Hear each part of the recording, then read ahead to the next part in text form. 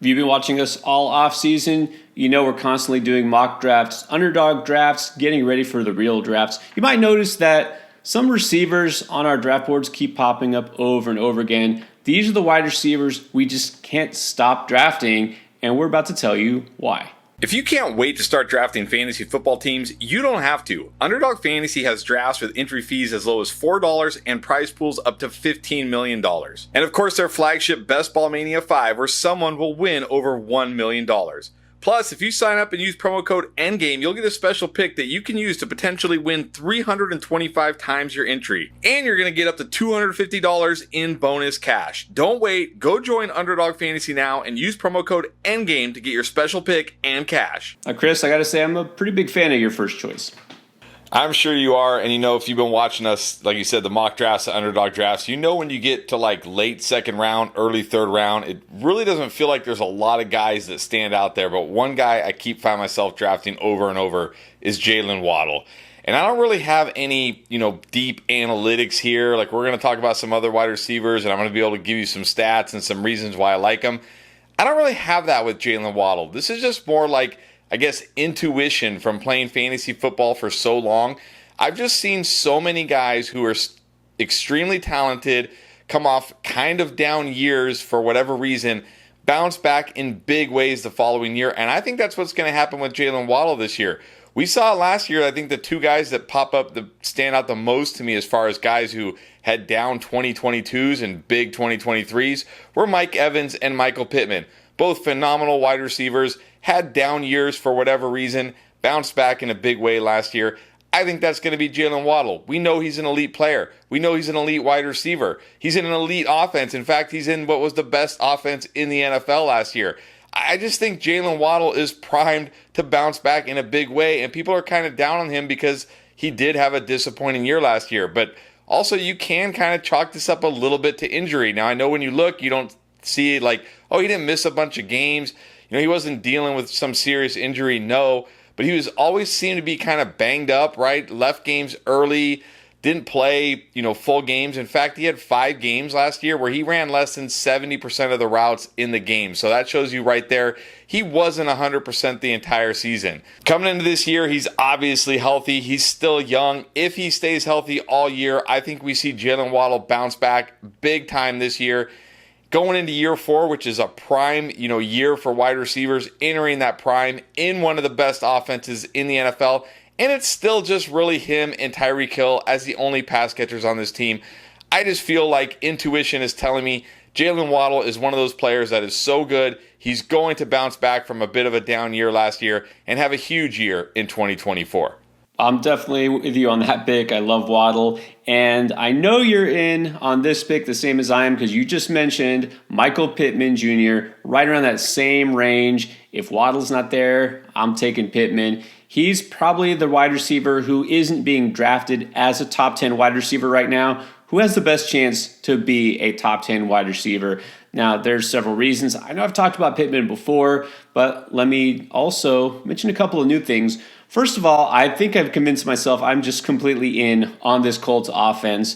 I mean, you have to realize that they were basically at half strength last year, if even. Jonathan Taylor, workhorse running back, missed several games and was kind of in and out of the lineup, partly his own fault because of the preseason, but also injuries. And then, of course, starting quarterback Anthony Richardson missed almost the entire season. We didn't get to really see this offense at full strength. And so you're going to see, hopefully, for the duration of the season, AR, what he gets capable of at quarterback, and, of course, Jonathan Taylor there.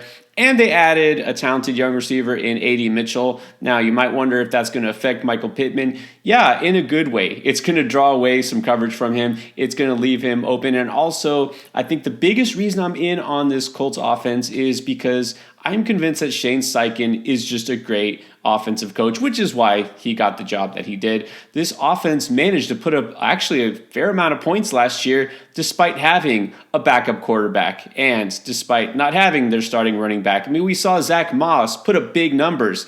I mean, no offense, I think Zach Moss is very serviceable, But I don't think it's just Zach Moss deciding all of a sudden after a couple years in the NFL, bouncing from team to team, not doing much, that all of a sudden he was going to be good, right? I think we have to give credit to this offensive scheme. That's why I'm huge on JT this year. That's why I'm huge on Michael Pittman. And we will get to see what we didn't really get to see much of with Gardner Minshew at quarterback is we're going to see the RPO in effect because you have a guy like Anthony Richardson who's just as dangerous, if not more, with his legs and his arm. That's going to benefit the number one receiver, Michael Pittman, because basically he is not just the first, but the only read on that type of play more often than not. I think he's due for a ton of targets. He's going to be a threat in the red zone for sure. I think Michael Pittman is just a guy that I feel solid as a number one receiver for fantasy if I didn't take one in round one. All right, how about another receiver who's I think still in his prime but could finally have his best season? Yeah, I definitely think Terry McLaurin could have his best season this year. And this one is not so much intuition as it is all the signs pointing to Terry McLaurin finally delivering on his potential. Obviously got a big quarterback upgrade with Jaden Daniels, and now people are going to say, well, Jaden Daniels is a rookie. You're right. He's going to struggle. He's going to go through some ups and downs. He's a rookie. He's probably not going to be CJ Stroud from day one, maybe, but probably not. But even still, he's going to be better than Sam Howell was last year. He's going to be better than Taylor Heineke and Carson Wentz was 2 years ago. He's going to be better than pretty much almost any quarterback Terry McLaurin has ever played with. And when you look at it last year for Terry McLaurin, it was so bad. He ranked 76th among all wide receivers in catchable target rate. That is awful for a number one wide receiver. He also had the 9th most unrealized air yards. Those are yards where the football travels in the air where he didn't catch the pass, probably because the pass was completely uncatchable. He had over 800 unrealized air yards. 800 yards just left on the table last year because his quarterback play was so bad. Terry McLaurin is an elite wide receiver. You know, we talk about reception perception, Matt Harmon, the work he does. He has said for years, Terry McLaurin is an elite wide receiver, just been saddled with horrible quarterback play. Now he gets Jaden Daniels, and yes, he's a rookie. He's going to struggle. He's going to have ups and downs. But the reason why I like Terry McLaurin so much with Jaden Daniels is because the area Jaden Daniels excels the most is in deep ball accuracy. That is the area we have not seen from Terry McLaurin for years because he hasn't had quarterbacks who can throw an accurate deep ball. Those 800 unrealized air yards, it's going to come way down. And instead of being unrealized, they're going to be realized air yards. And if he gets 200 of those air yards, 300 of those air yards, what about half of those air yards? Think about the season Terry McLaurin could have this year. And you're not asking anything crazy. You're not saying like, well, he needs to get way more targets or he needs way more red zone work. No, you're just saying increase his catchable deep targets and suddenly Terry McLaurin is a stud and he can do that with Jaden Daniels and I think he will. And he's being drafted, I wouldn't say like at a discount, but typically around round 5, round 6 this year. I'm taking that every time. Well, I don't think we can say Devontae Smith has been disappointing since he came into the league. He's been solid year after year. But I actually think he's due for his best season yet because I think a lot of people have forgotten that the Eagles' offense was actually really disappointing last year. They still put up a lot of points relative to other NFL teams, but compared to the year before, remember they had a lot of games where they just didn't look in sync. The switch to new OC because, oh yeah, Shane Steichen left, it just didn't work out. And this year, they have a guy who's been, well, pretty successful, I'd say, as a coordinator. Kellen Moore, remember, went from the Cowboys to the Chargers, now with the Eagles. I think that's going to unlock the full potential of Devontae Smith finally. And again, Jalen Hurts last year had some rough moments. He threw 15 interceptions, much more than he had the previous year. And there were just some times that the offense was not clicking. Look, A.J. Brown, Devontae Smith, most of those weapons were still in full effect. I mean, they still had good seasons, but we haven't really seen Devontae Smith at his full potential. And we've already heard now Kellen Moore working on more ways to get Devontae Smith involved and a more diverse route tree. It's what you want to hear because Devontae Smith is a guy who too often was used as a vertical threat. I mean, yeah, he's pretty good at that. He's definitely a speed guy, but he can do so much more. And so if we see him get involved in some more of these hooks, a lot of these routes that we saw Keenan Allen used last year, If you want Keenan Allen type numbers from your receiver, that's definitely good for fantasy. And I think it's safe to say at this point in their careers, Devontae Smith is a better receiver than Keenan Allen. He's just got a step ahead of him. So I think we're going to see Devontae Smith as one of the highest end wide receiver twos, because he's the wide receiver two on his own team, but he's going to be better than a lot of the number one receivers on a lot of other teams. Now, when you get closer to the mid portion of your drafts, sure, there's some risk here, but the reward is just too much with some of these guys, including one of the Packer receivers that were all over. Yes, and it's not Jayden Reed, but we do like Jayden Reed. Just think he's maybe being a little overdrafted. I'm all in on Christian Watson this year. Not because I think, like Christian Watson is finally going to stay healthy all year and put it together. I mean, he could. It's possible. But more because where you're getting Christian Watson, it feels like the risk is so low versus the upside. Christian Watson so far in his short career, 2 years, and not even a full 2 years because he's missed so many games, he's only played 80% or more of the snaps in 10 games. In 6 of those games, he's gone over 20 PPR points. He's gone over 30 PPR points in some of those games. Any wide receiver giving you 20 plus PPR points in 60% of his games is going to be considered a stud. We're talking about the best wide receivers. We're talking about round 1 wide receivers. You can get this guy in round 7, round 8, maybe round 9. Now I understand why, because I said he might only play half a season. He might miss games. He might always be, hurt and banged up, and he might never get to 80% of the snaps this year. And if he doesn't, oh well, then he's going to bust, obviously. But again, the risk here is already baked in because you're getting him so late in your drafts that if he busts, sure, it's going to hurt. You never want to draft a guy who busts, but it's not going to absolutely derail your team. And here's the other thing I really like for Christian Watson versus Jayden Reed. And I've talked about this before, but in case you missed it, I'm going to talk about it again. Last year, they ran 159 routes when they were both on the field together. On those 159 routes, Christian Watson, 33 targets, Jayden Reed, 29. Receiving yards, Christian Watson, 330, Jayden Reed, 200. When these guys were on the field together, healthy at the same time last year, Christian Watson was the number 1 wide receiver, not Jayden Reed. Now, of course, Jayden Reed was a rookie last year, and Christian Watson was going into year 2. So I'm not saying it's going to be guaranteed that way, but I think it's at least going to be like 1A, 1B. But right now, Jayden Reed is being drafted more like he's the no doubt number 1, and Christian Watson being drafted more like an afterthought, of course, because of injury, which I get.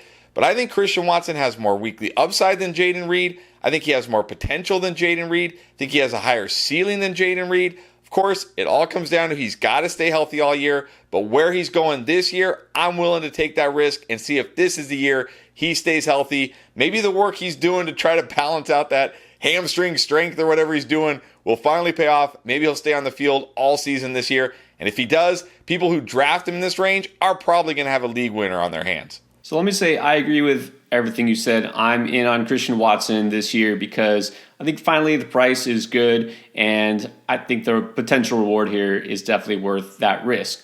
But I like a guy, I know you do too, in that same offense who's going much later. One of my favorite late wide receiver targets is Dontavian Wicks, because what if Watson does miss several games again? Or what if Jayden Reed gets hurt? Hey, it is possible. And even if they don't, this is an offense that likes to spread the ball around. We saw Wicks have a couple of big games last year, and this is an offense now that I think we can finally trust because Jordan Love looks legit. So Dontavian Wicks, well, you can basically get him toward the very end of your draft. Jayden Reed, you talked about, love the player. It's kind of ironic that last year we were all banging the drum for Jayden Reed, telling people to draft him because he was either going undrafted or, again, like a last-round pick, and now he's going pick 55 overall on Underdog. Christian Watson, I think it's still very fair to get him around 75. You get that Dontavian Wicks at 123. Again, one of your very last receivers. I love him in best ball. I can't get enough of him. In redrafts, he's not a guy you're necessarily going to want as a starting receiver, but the upside is there that he can be a flex play on certain weeks. And again, just one of those guys gets banged up, he's going to see a huge uptick in targets. So there's almost zero risk in taking him. And if you look at his reception perception profile, there's a lot of green. He was really impressive as a rookie. Doesn't get as much hype as these other guys because he was drafted later, but he's also a more viable red zone weapon. Christian Watson was the guy who got the most targets in the red zone for whatever reason, because he's not really a big guy. David Wicks is probably a better actual red zone target, so maybe they'll figure that out and get him the ball more in the end zone. But either way, I mean, we talk about the later end, those receivers that have risk or just maybe aren't the number 1 or 2 receiver on their roster. I think Wicks has more upside than nearly everybody in that range. All right, now people are dying to know when you get to the later end of your draft, whose receiver you're targeting over and over again. I'm targeting Rashid Shaheed as much as I can. I liked him last year as a sleeper, and he was okay. I mean, for a guy most people didn't even draft him, right? They picked him off waiver wire. He had some nice games, but most weeks pretty disappointing, as was the entire Saints passing game outside of, Chris Olave in the second half, I guess. But I really like Shaheed going into this year. He's entering year 3, which is when wide receivers... Look, I remember back in the day, I'm sure you remember this too, it used to be like year 3 was the wide receiver breakout year. Now we're getting spoiled by guys just coming in, year 1 and being dominant. But it used to take wide receivers a few years to get going. I think we can see that with Shaheed this year. He got better last year in every measure. I mean, his targets went way up, his receptions, his yards, his touchdowns, his air yards, everything. But what I really like here is he had over 700 yards last year. He had 5 touchdowns, and he didn't even play half of the snaps last year. He played less than half of the snaps, still put up over 700 yards, 5 touchdowns. Now, yeah, that's nothing incredible. Like, you're not going to win your fantasy league because a guy had 700 yards and 5 touchdowns, but the Saints have done nothing at wide receiver. Michael Thomas finally gone. They got Cedric Wilson there. He's like the only other really kind of proven NFL wide receiver. Shaheed should be the guy who's out there most of the time in 2 wide receiver sets alongside Chris Olave. That means we're going to be looking at a guy probably playing 70, 80+% of the snaps. So if he can go 705 in less than half the snaps, what can he do with that many snaps? 1,000 yards? 8 to 10 touchdowns? Why not? I know he's stuck with Derek Carr, and I'm not the biggest Derek Carr fan by any stretch, but Derek Carr did look better over the second half of the season. They did bring in new OC, Clint Kubiak. That should help the passing game. I think that's going to help the offense. It can't really be worse than it was last year. So I think Rashid Shaheed is one of the best late-round wide receivers you can draft who has tremendous upside in your fantasy leagues. Well, I'm going to go with a potential second-year breakout. And the first receiver drafted a year ago was Jackson Smith-Njigba. Well, disappointing numbers, but once again, looking at an offense that has a new offensive coordinator, a whole new system here, and I think that's all it's going to take, honestly, because JSN was just criminally underutilized last year. I understand they have DK Metcalf, who's pretty good, and they have Tyler Lockett, who's been there forever and still is fairly good, but JSN, I mean, come on, they drafted him to be the number 1 guy there, didn't they? At least I hope they did.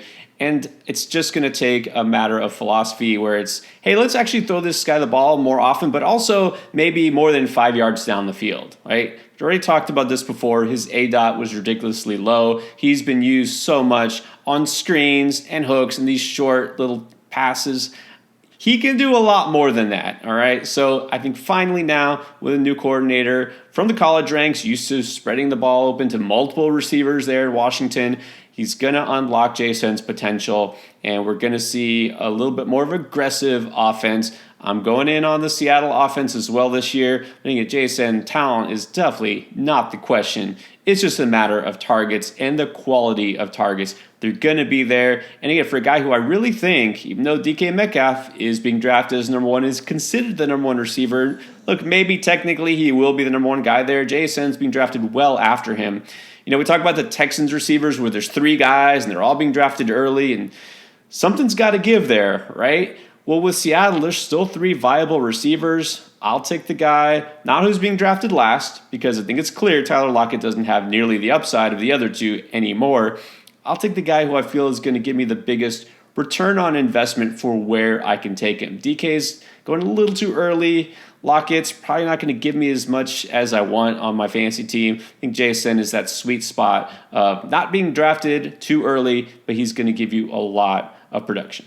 Those are the wide receivers we cannot stop drafting. If you didn't catch the running back version, well, it's right here.